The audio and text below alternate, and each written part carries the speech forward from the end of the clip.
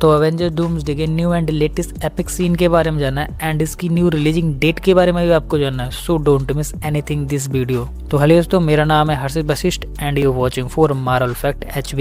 तो सबसे पहले बात करते हैं रिलीजिंग डेट्स के बारे में। तो देखो, एवेंजर डूम्सडे एंड ड्यून 3 ये दोनों मूवी सेम डेज रिलीज हो रही है और इसी वजह से इसे ड्यून 3 भी बोला जा रहा है। एक्चुअली सेम डेज रिलीज होने की वजह से इन दोनों में थोड़ा सा कलेश हो गया और वो कलेश निकल कर आ रहा है IMAX स्क्रीन को लेकर। तो देखो, ड्यून 3 ने अपनी रिलीजिंग डेट से लेकर आगे 3 हफ्ते तक पहले ही IMAX स्क्रीन को प्री बुक कर दिया। मतलब ये है कि ड्यून ने अपनी मूवी को वॉच आउट करने के लिए और वो भी IMAX स्क्रीन पे एक्चुअली में उन सभी स्क्रीन को पहले ही 3 हफ्ते तक पहले बुक कर लिया है। तो देखो, ड्यून को पता था कि मार्वल की डूम्सडे किस तरीके से हाइप क्रिएट कर रही है एंड मार्वल उसकी किस तरीके से हाइप क्रिएट करने में हेल्प भी कर रहा है, जिससे उसे पता था कि मार्वल IMAX स्क्रीन को लिटरली पहले ही बुक करने की सोचेगा। बट ड्यून ने यहाँ पर मौके का फायदा उठाते हुए IMAX स्क्रीन को ऑलरेडी पहले ही बुक कर लिया और वो भी 3 हफ्ते तक। तो देखो, मार्वल को डूम्सडे मूवी रिलीज करने के लिए IMAX स्क्रीन नहीं मिली तो ये मार्वल के थोड़ा प्रॉब्लम क्रिएट कर सकता है और ये मार्वल एक्चुअली में उसको पता है। जैसे मार्वल ने अब डिसाइड करा है कि जिस दिन ड्यून 3 रिलीज हो रही है उस दिन मार्वल डूम्सडे मूवी रिलीज ना करके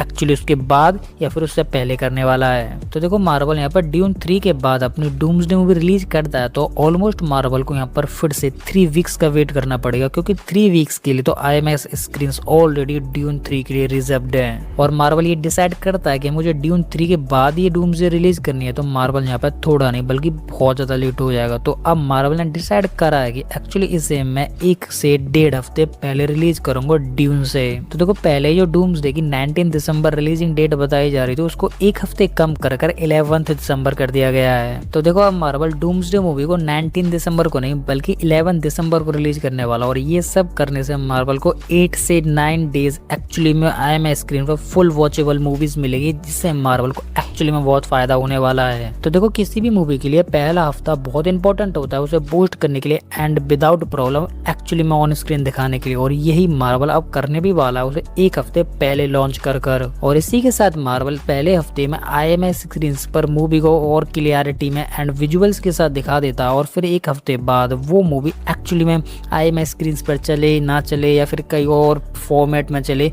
उससे इतना फर्क नहीं पड़ेगा, जिससे जो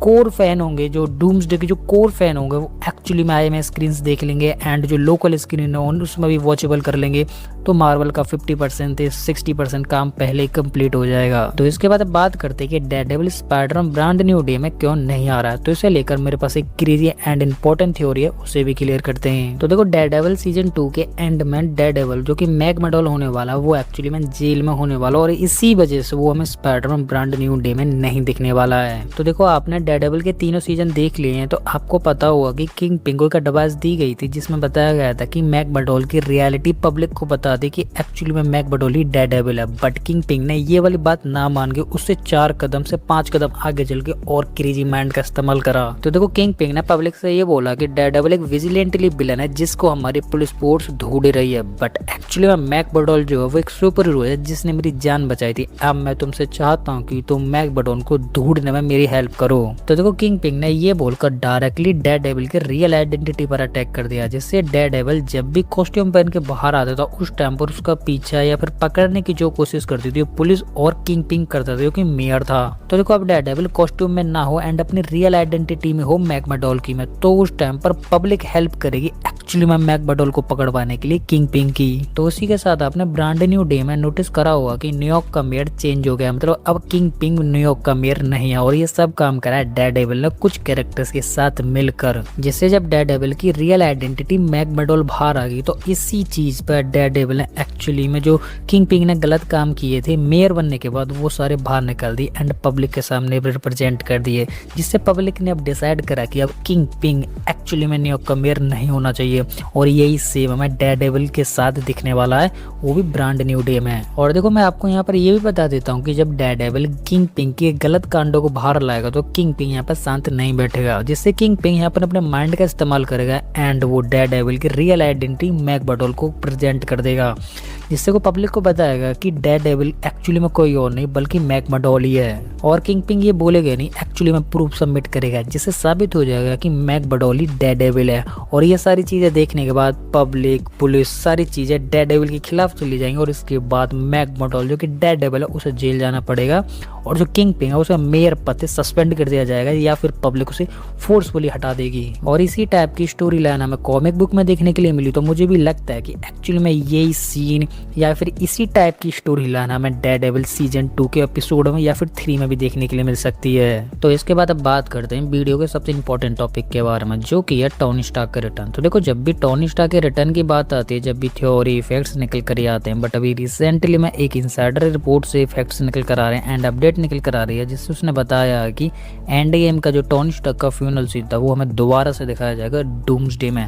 एंड वो डूम्सडे में उसी तरीके से क्रिएट किया जाएगा जैसे एंड गेम में किया गया था, बट वहाँ पे हमें कुछ और चीज़ें भी ऐड दिखाई जाएंगी जो कि स्पेसिस हैं एंड पर्सनल है। तो देखो, यहाँ पर एक सवाल निकल कर आता है जो कि बहुत इंपॉर्टेंट है। जैसे हमने एंड गेम में टोनी स्टार्क का फ्यूनरल सीन देखा था, बट हमने वहाँ पर डेड बॉडी नहीं देखी थी, जो कि इंडिकेट करता है कि टोनी स्टार्क की डेड बॉडी कहाँ गई, क्योंकि एंड गेम में जैसे ही टोनी स्टार्क ने स्नैप करा था, डायरेक्टली उसके बीच में टोनी स्टार्क के साथ क्या हुआ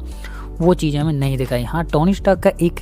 वीडियो जरूर दिखाया गया था, बट उसके बाद हमें डायरेक्टली टोनी स्टार्क का फ्यूनरल सीन दिखाया गया था, जो कि इंडिकेट कर रहा था कि हाँ, टोनी स्टार्क की डेथ हो गई है, बट ये कंफर्म नहीं कर रहा था कि टोनी स्टार्क की एक्चुअली में डेथ हो गई है, क्योंकि जब तक हमें डेड बॉडी नहीं दिखेगी तो एक्चुअली हम कैसे मान लें कि हाँ, एक बिग कैरेक्टर जो कि टोनी स्टार्क की उसकी डेड बॉडी हो गई है। तो मे बी ये सारी चीज़ें देखने के बाद और मार्वल की चालाकी देखने के बाद अब भी मेरा माइंड ये मानता ही नहीं है कि एक्चुअली मार्वल या टोनी स्टार्क या पेपर या हैप्पी इन सभी ने एक्सेप्ट कर लिया होगा कि आयरन मैन की डेथ हो गई है। क्योंकि तुम खुद इमेजिन करो कि टोनी स्टार्क के पास इतनी बेस्ट टेक्नोलॉजी थी जो कि हर चीज़ को दोबारा से क्रिएट कर सकती थी, high tech gadgets, high tech suits, nanotech and और भी स्मार्ट गैजेट्स। जैसे हैप्पी या पेपर ने मे बी ये सोच लिया होगा कि शायद हम टोनी स्टार्क की डेड बॉडी को रिजेक्ट कर ले या फ्रीज करके रख ले, तो हो सकता है कि जब भी हमारे पास ये टेक्नोलॉजी आती है कि हम टोनी स्टार्क को दोबारा से जिंदा कर ले, तो हम टोनी स्टार्क को दोबारा जिंदा कर सकते हैं। क्योंकि तुम खुद इमेजिन करो कि टोनी स्टार्क की डेथ से एक्चुअली में 3 कैरेक्टर्स के अलावा किसी भी कोई इफेक्ट नहीं पड़ा, चाहे वो कितना ही बड़ा कैरेक्टर हो, कितना ही छोटा कैरेक्टर। तो पहला निकल कर आती है पेपर जिस पे इफेक्ट पड़ा था, दूसरा हैप्पी एंड तीसरा उसकी डॉटर, और चौथा भी निकल कर आ सकता है स्पाइडरमैन, या फिर ये भी हो सकता है कि उसका दोस्त एक्चुअली में टोनी स्टार्क को याद कर रहा हो। बट यहाँ पर 3 कैरेक्टर मेन है, जैसे पेपर, हैप्पी एंड उसकी डॉटर। और मे बी मुझे नहीं लगता कि पेपर और हैप्पी इतनी जल्दी गिव अप कर देंगे एंड वो मानने के लिए रेडी हो जाएंगे कि फाइनली अब टोनी स्टार्क की डेथ हो गई है और वो अब रिटर्न नहीं करने वाला है, जिससे मे बी ऐसा होगा ही, जिससे ये दोनों पॉसिबल एंड चीज़ तक जाएंगे या फिर एंड बैटल तक जाएंगे या फिर उस टेक्नोलॉजी तक पक्का जाएंगे जहाँ से टोनी स्टार्क की दोबारा से जिंदा हो जाए। और ये हमें डूम्सडे में डेफिनेटली पक्का दिखने वाला है। और देखो, मैं आपको एक चीज़ और क्लियर कर देता हूँ कि जो ये अपडेट अभी इनसाइडर ने रिपोर्ट ने पब्लिश करी है वो एक काफ़ी पॉपुलर एंड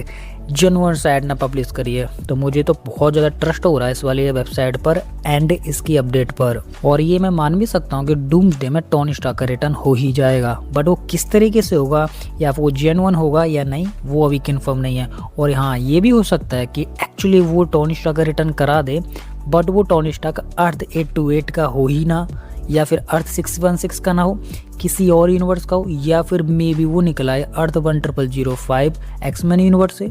या फिर किसी और यूनिवर्स से निकला है। तो अभी ये सारी चीज़ें कंफ्यूज कर रही हैं, बट अभी इनमें तो कुछ भी डेफिनेटली या फिर 100% कन्फर्म नहीं हो रहा है। और ये सब तक कन्फर्म नहीं होगा जब तक मार्वल की तरफ से या फिर डूम्सडे की तरफ से